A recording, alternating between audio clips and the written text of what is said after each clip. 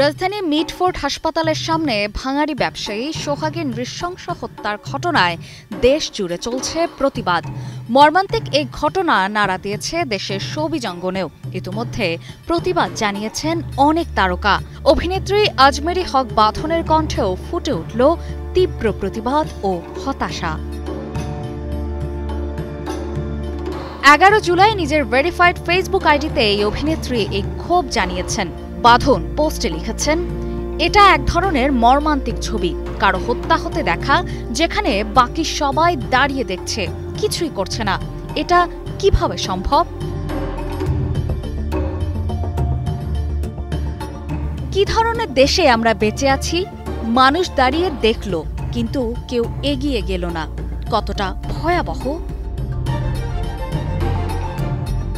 Extreme মশার coil plant fibre দিয়ে তৈরি, তাই সহজে ভাঙে না, সুগন্ধিযুক্ত ও নিরবিচ্ছিন্নভাবে জ্বলে। ডেঙ্গু, চিকুনগুনিয়া বাহি সহ যে কোনো মশার বিরুদ্ধে দেয় এক্সট্রিম সুরক্ষা। অভিনেত্রী বলার ভাষা হারিয়ে ফেলেছেন জানিয়ে তিনি লেখেন, আমি আর কিছু বলার ভাষা খুঁজে পাচ্ছি না।